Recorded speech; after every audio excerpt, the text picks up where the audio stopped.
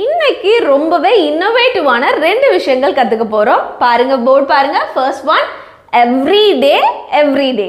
ரெண்டுமே ஒன்று தானே அப்படின்னு தானே யோசிக்கிறீங்க. ஆமாம், ரெண்டுமே ஒரே வேர்டு தான். ஆனால் அதோட அர்த்தங்கள் அப்படிங்கிறது ரொம்பவே டிஃப்ரெண்ட்டாக இருக்கும், ஒரே ஒரு சின்ன டிஃப்ரென்ஸ்னால. பாருங்களேன், எவ்ரி டே அப்படின்னு இருக்கா, இந்த இடத்துல ஃபர்ஸ்ட் ஸ்பேஸ் விட்டுருக்கோமா.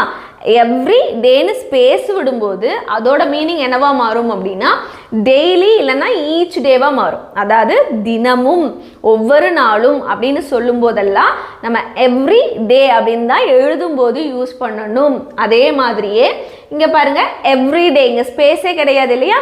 ஸ்பேஸ் இல்லாமல் எவ்ரிடே சொல்லும்போது அதோட மீனிங் டோட்டலாக மாறிடும். என்னது? ஆர்டினரி ஆர் டிபிக்கல், அதாவது தினசரி, அன்றாட, பழக்கமான, வழக்கமானலாம் சொல்லும்போது நம்ம கம்பல்சரி இங்கே கேப், இந்த இடத்துல ஸ்பேஸ் விடாமல் எவ்ரிடே அப்படின்னு ஜாயின் பண்ணி தான் எழுதணும். ஓகேவா? இதை ஞாபகம் வச்சுக்கணும். ஸோ எவ்ரிடேங்கிறதுக்கு தனியான மீனிங் இருக்குது, எவ்ரிடே அப்படிங்கிறதுக்கு தனியான மீனிங் இருக்குது. ஸோ இப்பயுமே இதை பார்க்கும்போது ஒரே மீனிங் தர மாதிரி தானே இருக்கும், கொஞ்சம் ஒரே மாதிரியே இருக்க மாதிரி இருக்கு இல்லையா. இதை ரொம்ப டீட்டெயிலாக அழகாக சென்டென்சஸில் பார்க்கும்போது கண்டிப்பாக உங்களுக்கு ஈஸியாகவே புரிஞ்சிடும். எக்ஸாம்பிள் சென்டென்சஸ்லாம் பார்க்கறதுக்கு முன்னாடி நம்ம சேனலை இது வரைக்கும் சப்ஸ்கிரைப் பண்ணாதவங்க சப்ஸ்கிரைப் பண்ணிவிட்டு பக்கத்தில் இருக்கிற பெல் ஐக்கானையும் கிளிக் பண்ணிக்கோங்க. அப்போ தான் நம்ம போடக்கூடிய வீடியோஸ் உங்களை தொடர்ந்து வந்து சேரும். அப்புறம் என்ன, without any further delay, let's get into the video. இப்போ இங்க எவ்ரி டேக்கு உண்டான எக்ஸாம்பிள் சென்டென்சஸ் இருக்கு, அங்க எவ்ரி டேக்கு உண்டான எக்ஸாம்பிள் சென்டென்சஸ் இருக்கு. நம்ம பேசும்போது இந்த எவ்ரி டே அப்படிங்கிறதுக்கு டிஃப்ரென்சஸ் இருக்காது, மேக்ஸிமம் இருக்காது. ஏன்னா நம்ம பேசும்போது எவ்ரிடேன்னு பிரித்து ஸ்பேஸ் விட்டெல்லாம் சொல்ல மாட்டோம். பட் எழுதும்போது ரொம்ப ரொம்ப கான்ஷியஸாக இருக்கணும். எழுதும்போது ரொம்ப ரொம்ப இம்பார்ட்டன்ட். எவ்ரி டேவை தனியாக பிரித்து எழுதணும். எப்போனா தினமும், ஒவ்வொரு நாளும் சொல்லும்போது எவ்ரி டே தனியாக எழுதணும். அதே மாதிரி எவ்ரிடேங்கிறது தினசரி, அன்றாட, பழக்கமான, வழக்கமானலாம் சொல்லும்போது சேர்த்து எழுதணும் அப்படிங்கிறதுல தெளிவாக இருக்கணும். ஓகே, இப்போ பார்த்தலாம். நான் தினமும் வாக்கிங் செல்கிறேன். பேசும்போதும் டிஃப்ரென்ஸ் இருக்குது. ஓகேவா? நான் தினமும் வாக்கிங் செல்கிறேன். ஸோ இதை பாருங்க, இந்த எவ்ரிடே யூஸ் பண்ணி எப்படி எழுதலான்னு. நான் தினமும் வாக்கிங் செல்கிறேன் அப்படின்னா I go for a walk every day, space விட்டு டேங்கிறது எழுதணும். ஓகேவா? எவ்ரி டே, இது ரெண்டுமே தனித்தனியான வேர்டு. எவ்ரி டே ரெண்டு வேர்டு, பட் அங்கே எவ்ரிடேங்கிறது ஒரே ஒரு வேர்டு. ஓகேவா? இதை ஞாபகம் வச்சுக்கணும். அடுத்த சென்டென்ஸ், அவன் தினமும் தன் அம்மாவிற்கு கால் செய்கிறான். அவன் தினமும் அவங்க அம்மாவுக்கு கால் பண்ணுறான் அப்படி சொல்கிறோம். ஸோ இதை அவன், ஹீ கால்ஸ்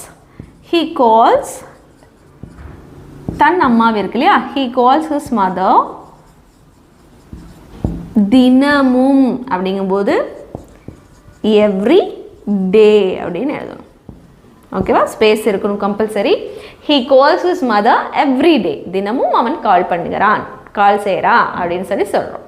அடுத்தது, நாங்கள் ஒவ்வொரு நாளும் இரவு உணவை சேர்ந்து சாப்பிடுகிறோம். நாங்கள் ஒவ்வொரு நாளும் தினமும் அப்படிங்கிறது தானே இந்த மீனிங் எவ்ரிடேங்கிறது.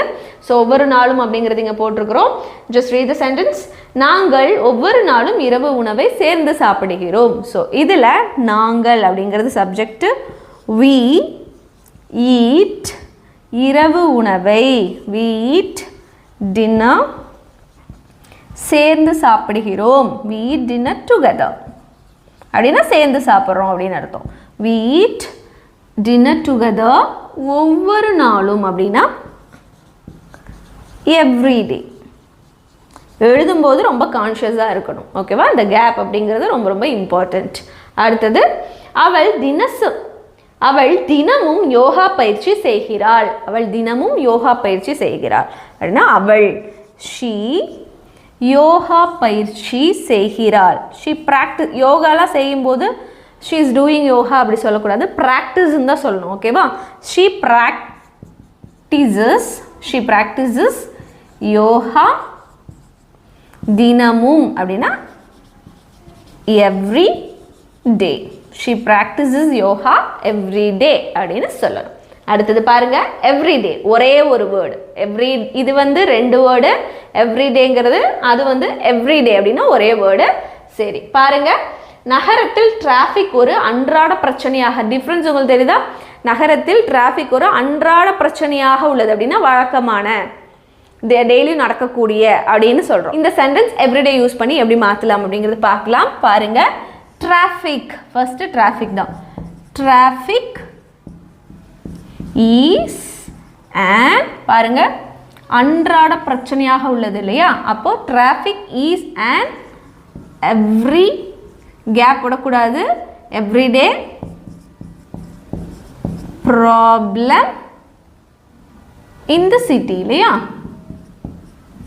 இன் சிட்டி.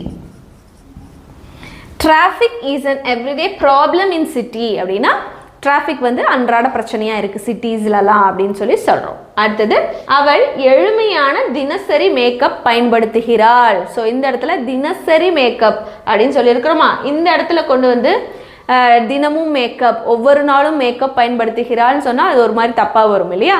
ஸோ இதுக்கு தினசரி மேக்கப் அப்படிங்கிறத கரெக்டாக வரும். அடுத்தது பாருங்க, அவள் ஷீ மேக்கப் பயன்படுத்துகிறாள் அப்படிங்கும்போது ஷீ wears எளிமையான சிம்பிள் தினசரி மேக்கப் இல்லையா, she wears simple everyday makeup. Okay, read the sentence now. She wears simple everyday makeup அப்படின்னு சொல்லணும். அடுத்தது, சமையல் என் தினசரி பழக்கத்தின் ஒரு பகுதியாக உள்ளது. என்னோட தினசரி பழக்கத்தில் அது ஒரு பகுதியாக இருக்குது அப்படின்னு சொல்கிறோம். என்னது? குக்கிங். ஸோ இதை சமையல், குக்கிங் இஸ் பகுதியாக, cooking is part of my, என் தினசரி பழக்கத்தின், cooking is part of my everyday பழக்கம் இருக்கு இல்லையா. ஸோ இதை ரொட்டீன் அப்படின்னு சொல்லலாம். Okay, cooking is part of my everyday routine அப்படின்னு சொல்லணும். அடுத்தது, நான் இந்த பையை என் தினசரி தேவைகளுக்காக பயன்படுத்துகிறேன். இந்த எவ்ரிடே அப்படிங்கிறது எப்படி யூஸ் ஆகுது சென்டென்சஸ்ல அப்படிங்கிறது புரியுதா? தினசரி, அன்றாட, அந்த மாதிரி யூஸ் ஆகுது. ஓகேவா? நான் இந்த பையை என் தினசரி தேவைகளுக்காக பயன்படுத்துகிறேன். ஸோ இதை நான், I use this bag, I use this bag, நான் இந்த பையை பயன்படுத்துகிறேன் எழுதிட்டோமா. I use this bag for my தினசரி தேவைகளுக்காக அப்படின்னா for my everyday needs. I use this bag for my everyday needs அப்படின்னு சொல்லலாம். Let's move on to the next one. நான் தினமும் காலை 6 மணிக்கு எழுகிறேன் அப்படின்னா நான் டெய்லியுமே காலையில் 6 மணிக்கு எந்திரிக்கிறேன் அப்படின்னு அர்த்தமா. சரி, இதை நான் I wake, எந்திரிக்கிறதுக்கு I wake up at காலை 6 மணி இல்லையா, at 6 AM தினமும் every day. I wake up at 6 AM every day அப்படின்னு சொல்லணும். அடுத்தது, அவள் ஒவ்வொரு நாளும் green tea குடிக்கிறாள். ஸோ இதை அவள் she குடிக்கிறாள் அப்படின்னா she drinks. எப்பவுமே he she இட்டு வரும்போது verb கூட எஸ் சேர்க்கணும். ஓகேவா? verb கூட எஸ் இல்லைன்னா இஎஸ் சேர்க்கணும். இதை ஞாபகம் வச்சுக்கோங்க. she drinks green tea. she drinks green tea எப்போ? ஒவ்வொரு நாளும் அப்படின்னா every day. she drinks green tea every day அப்படின்னு சொல்கிறோம். அடுத்தது, நான், என் அப்பா தினமும் பைபிள் படிக்கிறார். என் அப்பா தினமும் பைபிள் படிக்கிறார் அப்படின்னா என் அப்பா my father படிக்கிறார். reads, my father reads the Bible. My father reads the Bible dinamum every day. Okay, next one. அவன் தினமும் ஜாகிங் செல்கிறான். ஸோ இது இன்னைக்கு உங்களுக்கான ஹோம்வொர்க். நீங்கள் தான் இந்த எவ்ரி டே யூஸ் பண்ணி எப்படி இங்கிலீஷில் பேசணும் அப்படிங்கிறத காமெண்ட்டில் சொல்ல போகிறீங்க. அடுத்தது எவ்ரிடே. பாருங்க, அவள் தினசரி தேவைகளுள் ஒன்றாக ஒரு குடையை வைத்திருக்கிறாள். தினசரி தேவைகளில் குடையும் ஒன்று வச்சிருக்கிறா அப்படி சொல்கிறோமா?